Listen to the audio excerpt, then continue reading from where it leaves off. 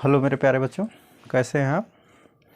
उम्मीद करता हूं कि आप स्वस्थ होंगे, सुरक्षित होंगे और अपनी पढ़ाई बहुत अच्छे से कर रहे होंगे। मैं सत्यनारायण द्विवेदी अपने YouTube channel Satya sir physics में पुनः आपका एक बार स्वागत करता हूं बच्चों।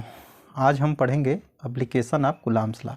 इसके पहले वाले वीडियो में बच्चों हमने कूलम्ब्स लॉ को पढ़ा और उसके स्केलर और वेक्टर फॉर्म को पढ़ा। फिर उसके बाद हमने रिलेटिव डेंसिटी या जो है परमिटिविटी के बारे में पढ़ा, डाइलेक्ट्रिक कांस्टेंट के बारे में पढ़ा और उसके पहले जो है हमने चार्ज के बारे में पढ़ा था बच्चों।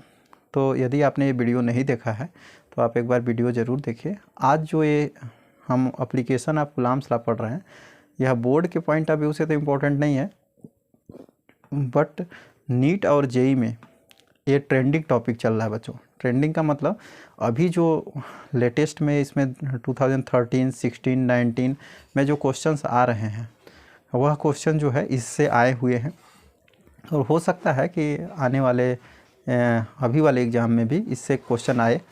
और जो बच्चों टॉपिक इम्पोर्टेंट है ना, उसी से क्वेश्चंस आते हैं किसी भी कम्पिटिटिव एग्ज़ाम में। आपको पूरा चीज़ नहीं पढ़ना रहता है, हाँ कंसेप्ट आपको सब जानना है, सब पूरा ओवरऑल फिजिक्स में जितना सिलेबस है उसका कंसेप्ट उसके बारे में आपको पता होना चाहिए।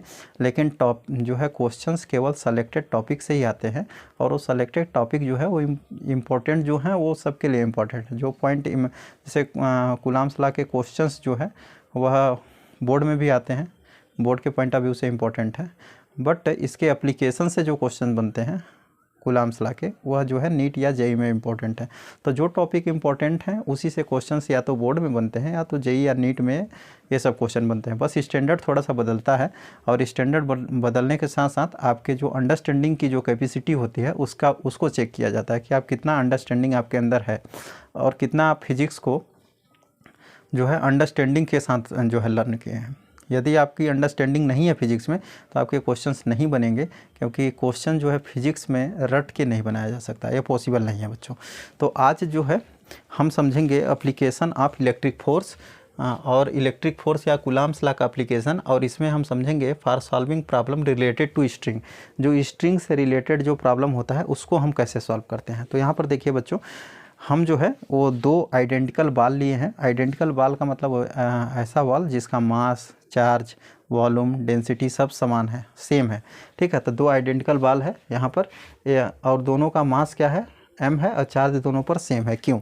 यदि दो सेम टाइप के बॉल सेम टाइप का यदि हम कोई मटेरियल ले लें और उस पर सेम चार्ज है, चार्ज भी सेम है और मटेरियल का जो है डेंसिटी, वॉल्यूम, मास सब सेम है, ठीक है। तो इसका मतलब कि यदि सेम टाइप का चार्ज है तो उस चार्ज के कारण उनमें एक रिपल्सन होगा, क्योंकि सेम टाइप के चार्ज में क्या होता है बच्चों, रिपल्सन होता है। और जब ये रिपल्सन होगा तो यह एक दूसरे को रिपेल करके दूर हटेंगे, क्योंकि यह यदि मानते हैं कि एक मास है या एक आइडेंटिकल बॉल है, दूसरा आइडेंटिकल बॉल ये है और दोनों पर सेम टाइप का चार्ज है और ये ऐसे पास में थे, दोनों स्ट्रिंग से बंधे हुए हैं और उस स्ट्रिंग का लेंथ l है, तो जब इन पे सेम टाइप का चार्ज होगा तो ये रिपल्सन के कारण ये दूर ऐसे होंगे।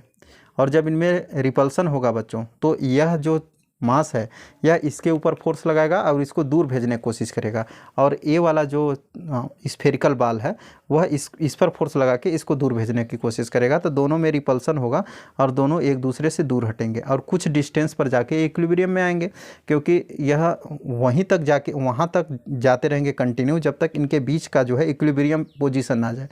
इक्विलिब्रियम पोजीशन में आने के बाद यह पास नहीं आएंगे, ये यहीं पर ऐसे जाके रेस्ट में आ जाएंगे। तो हम मान लिए कि दो आइडेंटिकल बॉल है जिसका मास क्या है m और उन पर चार्ज क्या है q, और जब उनको स्ट्रिंग l लेंथ की स्ट्रिंग से लटकाया गया तो वह दोनों रिपल्सन के कारण r डिस्टेंस पर जाकर इक्विलिब्रियम स्टेट में आ गए, इक्विलिब्रियम में आ गए। अब इस पर फोर्स किस डायरेक्शन में लग रहा होगा बच्चों, इस डायरेक्शन में लग रहा होगा फोर्स F, ठीक है। इलेक्ट्रिक फोर्स इस डायरेक्शन में लग रहा होगा, इस पर किस डायरेक्शन में लग रहा होगा, तो इस डायरेक्शन में F ही लग रहा होगा। आई होप आपको समझ में आ रहा होगा कि इस पर ध्यान से देखिएगा, इस पर फोर्स इस डायरेक्शन में कौन लगा रहा होगा, ए वाला, और इस पर जो फोर्स इस डायरेक्शन में लग रहा है वो कौन लगा रहा होगा, ए वाला बॉल, ठीक। तो ये दोनों एक दूसरे में रिपल्सन के कारण दूर हटे और इक्विलिब्रियम में आके रुक गए। इक्विलिब्रियम हम मान लिए कितने डिस्टेंस पर आ गया, r डिस्टेंस पर। तो पहला तो ये कि ये जो इसको हम बनाएं, यदि ऐसे देखिएगा ध्यान से, ये देखिए बच्चों, जैसे ये स्ट्रिंग है, इसका लेंथ क्या है l, यहाँ पर ये बॉल है, ठीक है, इसका मास क्या है m, तो ये mg कहाँ काम करेगा बच्चों, नीचे की ओर ऐसे काम करेगा mg, तो इसका वेट कितना होगा, वेट ऑफ द बाल, बाल का वेट क्या होगा पहला, तो वेट ऑफ द बाल, पहला हमने क्या निकाल दिया, वेट ऑफ द बाल,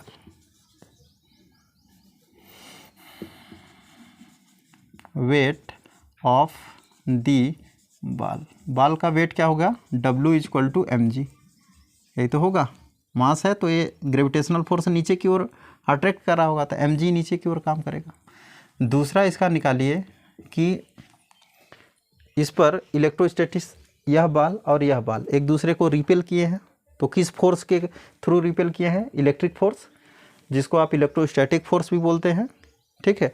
तो इलेक्ट्रिक फोर्स के कारण जो है एक दूसरे को रिपेल किए हैं, तो ये इलेक्ट्रिक फोर्स होगा कितना, तो इलेक्ट्रिक फोर्स कितना हो जाएगा, या electrostatic force, electrostatic force,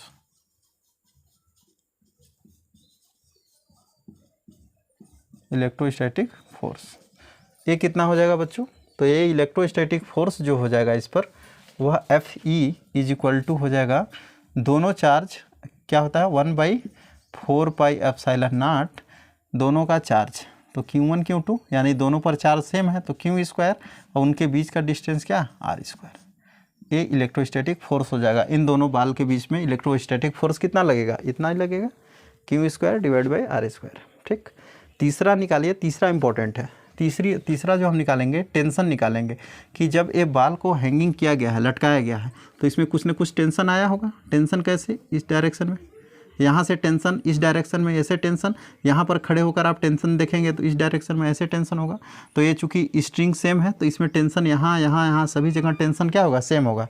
tension इसमें सब में सब मतलब इस स्ट्रिंग में टेंशन हर पॉइंट पर सेम होगा, टी ही होगा, ठीक है। तो आपका ये है कि आप कहाँ, यहाँ से हम टेंशन देख लिए, टेंशन इस डायरेक्शन में, तो टेंशन एक तरह का फोर्स होता है और फोर्स एक तरह की वेक्टर क्वांटिटी होती है।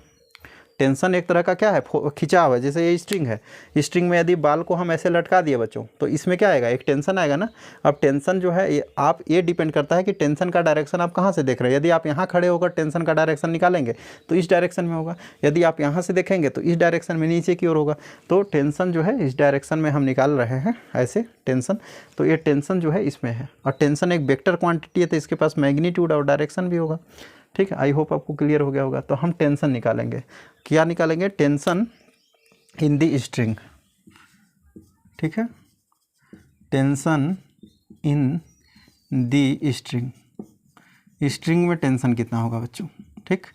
तो अब देखिए यह जो है इस पर एक इधर भी बाल है ना, और ये बाल इस पर इस डायरेक्शन में फोर्स लगा रहा है, कौन सा फोर्स, Fe, इलेक्ट्रोस्टैटिक फोर्स इस डायरेक्शन में।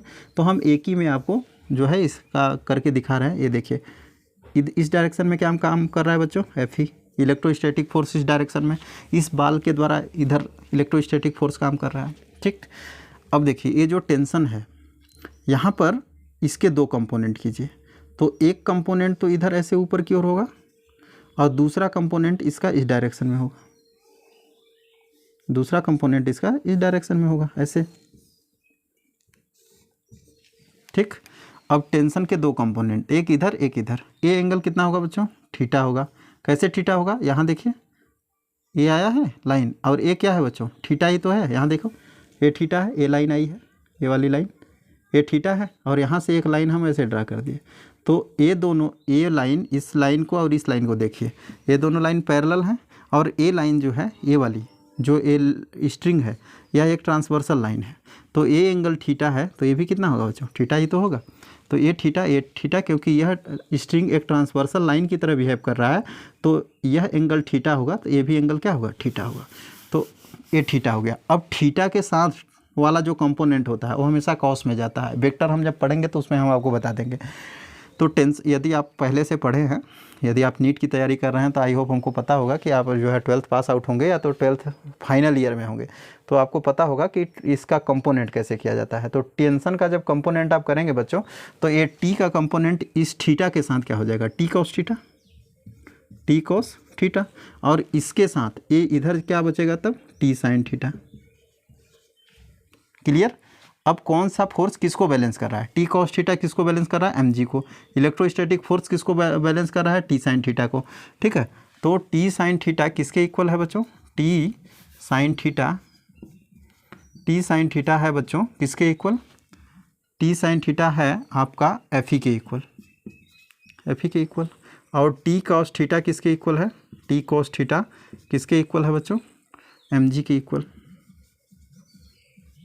ठीक, टी साइन थीटा और टी कॉस थीटा ये निकाल दिए, ये किसके इक्वल है, एम जी के इक्वल है। अब इसमें आप दोनों को हमको टेंशन निकालना है, तो टेंशन निकालने के लिए दोनों का स्क्वायर कर दीजिए। ठीक है, दोनों का स्क्वायर करिए और ऐड कर दीजिए, स्क्वायरिंग एंड ऐडिंग। तो स्क्वायर करेंगे तो क्या हो जाएगा बच्चों, टी स्क्वायर, स्क्वायर कीजिए तो टी का होगा साइन थीटा का भी होगा, तो T square sine square theta plus T square cos square theta is equal to F E square plus M G whole square. I hope आपको क्लियर हो गया होगा। यहाँ से टी स्क्वायर देखिए यहाँ भी है इसमें भी है, प्लस में इधर भी टी स्क्वायर इधर भी, तो टी स्क्वायर को कॉमन ले लीजिए। यहाँ से क्या हो गया बच्चों, sine square theta plus cos square theta is equal to F E square plus M G का होल स्क्वायर। ठीक, sine square theta plus cos square theta इसकी वैल्यू 1 होती है बच्चों, तो ये तो 1 हो गया, तो ये क्या हो गया टी। अब इसका स्क्वायर यदि इस बगल ले जाएंगे तो स्क्वायर हटाएंगे तो इधर रूट लगेगा, तो रूट एफ ई का स्क्वायर प्लस एम जी का होल स्क्वायर। ये आपका जो है टेंशन हो गया स्ट्रिंग में। जब दो आइडेंटिकल बाल को स्ट्रिंग से लटकाया जाएगा तो वो लटकाने के बाद उसमें जब रिपल्सन होगा तो रिपल्सन में जाके एक जगह पर ऐसा आएगा कि वो इक्विलिब्रियम में आ जाएंगे। इक्विलिब्रियम में आने के बाद उसमें टेंशन कितना लगेगा, तो टेंशन इतना लगेगा एफ ई का स्क्वायर प्लस एम जी का होल स्क्वायर। एफ ई कैसे निकलेगा, तो एफ ई ऐसे निकलेगा बच्चों। ठीक है, तो F E tension T is equal to F E का स्क्वायर प्लस एम जी का होल स्क्वायर, ये हो गया। अब यदि इसमें टेन थीटा हमको निकालना होगा बच्चों, टेन थीटा, तो टेन थीटा हम कैसे निकालेंगे, तो यहाँ से देखिए इसको हम इस डायग्राम को, इस ट्रेंगल को देखिए यहाँ से, यहाँ पर नाम दे दीजिए पी, पी इसको यहाँ पर ये वाला ट्रेंगल, ये वाला ट्रेंगल ले लीजिए बच्चों। तो इस ट्रेंगल को हम किनारे यहाँ पर बना रहे हैं। ठीक है, अब ध्यान से देखिएगा, इसमें हमको टेन थीटा चाहिए, तो टेन थीटा चाहिए तो ये यहाँ से ये देखिए ए हो गया। अब यहाँ पर देखिए क्या है P, यहाँ क्या है बच्चों थीटा, यहाँ क्या है ए स्ट्रिंग L है, और ए डिस्टेंस क्या है r/2 है, देखिए ये डिस्टेंस r/2। ठीक, अब इसमें यदि आप टेन थीटा निकालना चाहें तो टेन थीटा कितना आएगा बच्चों, तो tan theta is equal to होता है परपेंडिकुलर बाई बेस। परपेंडिकुलर क्या है, थीटा के सामने की साइड परपेंडिकुलर होती है, तो ये परपेंडिकुलर है। ठीक है, तो क्या है परपेंडिकुलर r/2। अब बेस कितना है बच्चों, तो बेस क्या बनेगा, तो यदि ए परपेंडिकुलर है और ए जो है 90 डिग्री है तो ये तो हाइपोटेनियस हो गया, हाइपोटेनस। ये क्या है परपेंडिकुलर, तो बचा ये बेस, तो बेस का कितना होगा बच्चों, तो हाइपोटेनस L है, परपेंडिकुलर क्या है r/2 है, तो ये बेस कितना होगा, तो बेस इज इक्वल टू क्या होगा, बेस इज इक्वल टू होता है अंडर रूट में हाइपोटेनस का स्क्वायर माइनस बेस का स्क्वायर। ठीक है, हाइपोटेनस का स्क्वायर सॉरी माइनस परपेंडिकुलर का स्क्वायर। ठीक है, तो हाइपोटेनस कितना है, ये देखिए L का स्क्वायर माइनस परपेंडिकुलर कितना है, तो परपेंडिकुलर क्या है r/2 का होल स्क्वायर, यही तो है बेस, और ये बेस का वैल्यू यही है, तो बेस के जगह आप पुट कर देंगे क्या, रूट में L स्क्वायर माइनस r/2 का होल स्क्वायर। तो ये हमारा निकल गया क्या बच्चों टेन थीटा।